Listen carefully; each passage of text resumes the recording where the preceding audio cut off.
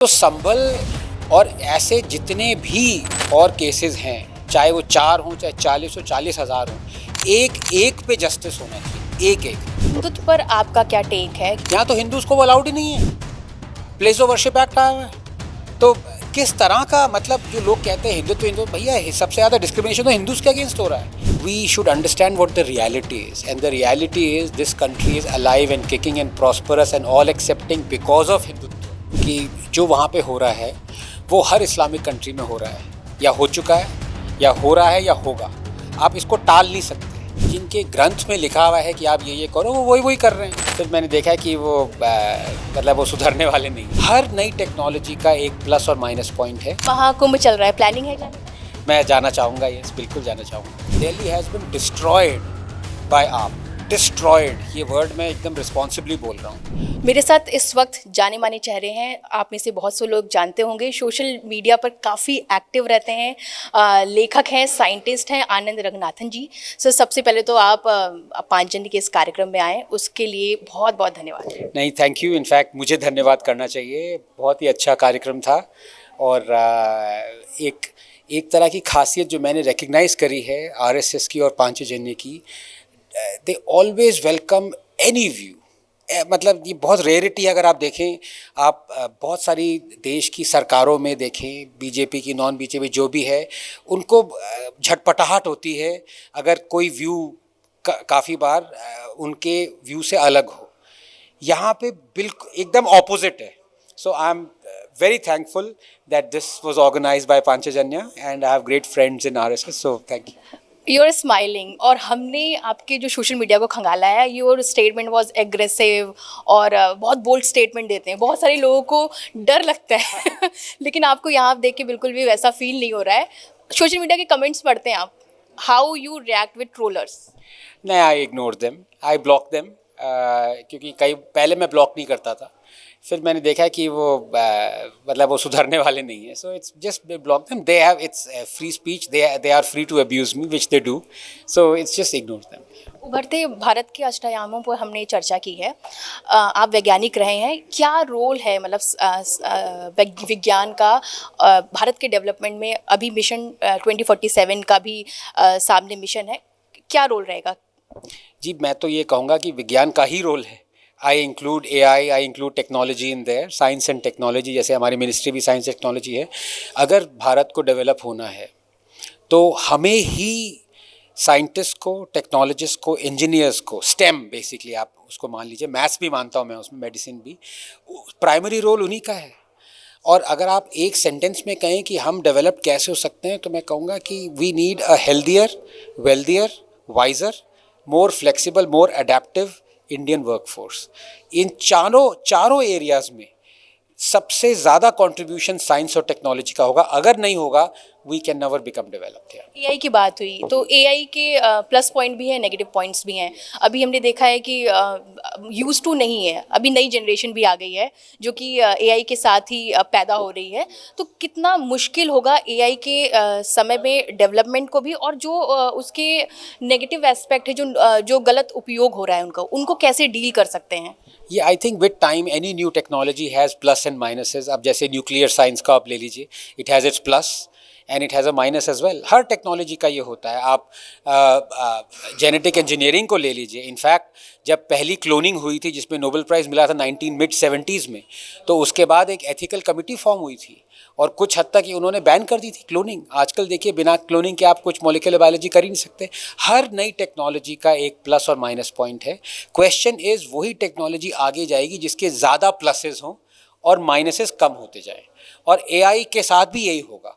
अभी आपको लगता है कि 50% प्लस है, 50% माइनस है, लेकिन going forward it will be 85%, 90% plus and 10% minus. So it's fine. वैज्ञानिक हैं आप, लेखक हैं, लेकिन आपको धर्म की भी बहुत गहरी पकड़ है आपकी। नहीं, मतलब पकड़ तो बिल्कुल नहीं है, लेकिन मैं सीखना चाहता हूँ।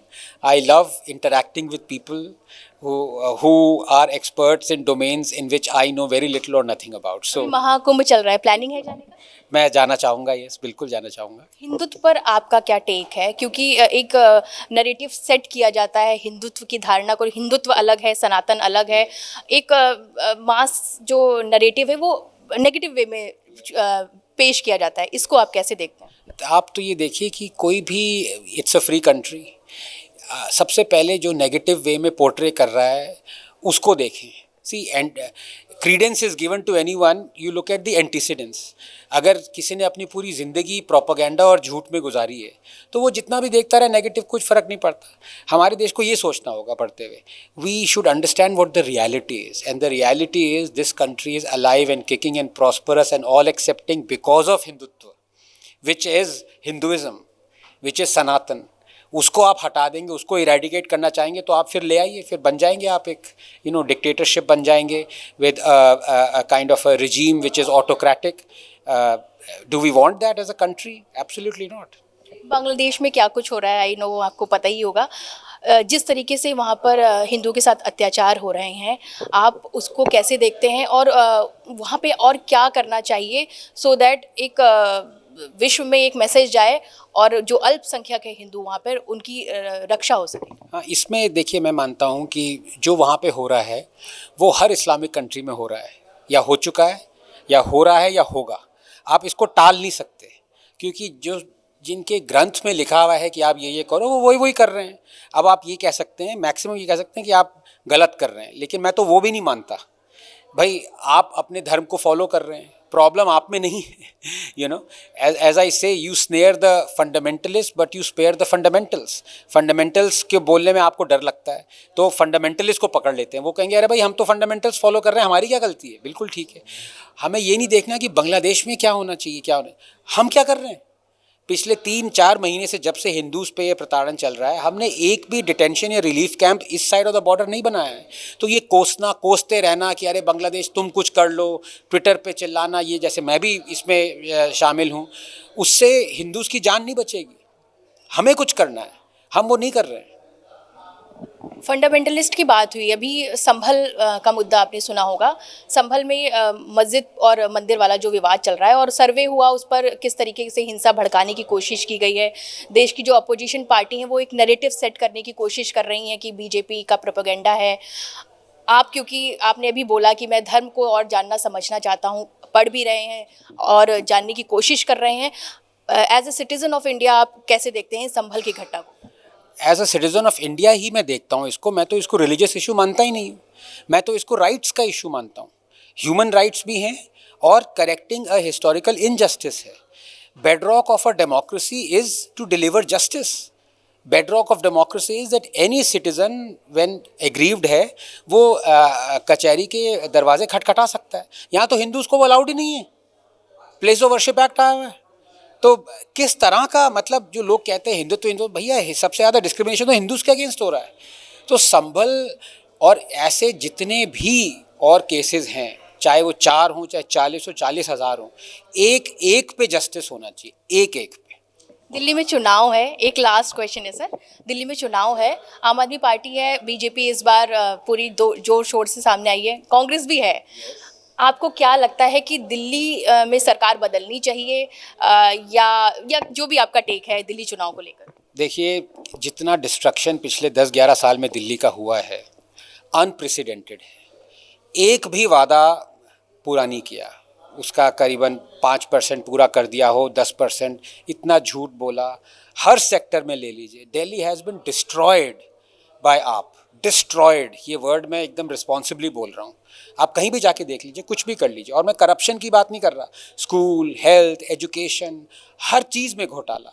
और जब दिल्लीइट्स मर रहे थे, ऑक्सीजन सिलेंडर नहीं मिल रहा था, तब ये शीश महल बना रहा था और जकूज़ी और सोना अपने घरों में लगा रहे थे.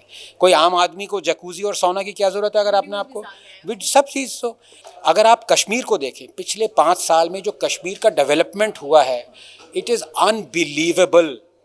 70 साल में नहीं हुआ जितना मोदी जी ने 5 साल में कश्मीर में कर दिया. I just hope we get a better government this time. Delhi वालों को स्टैंड लेना पड़ेगा. दिल्ली वालों को स्टैंड लेना है भाई, थक गए हैं, एकदम चूर हो चुके हैं. बहुत बहुत धन्यवाद सर हमसे बात करने के लिए. बाकी अष्टयाम से जुड़े तमाम बड़े अपडेट्स आप देखते रहें 5 जन के सभी सोशल मीडिया प्लेटफॉर्म पर.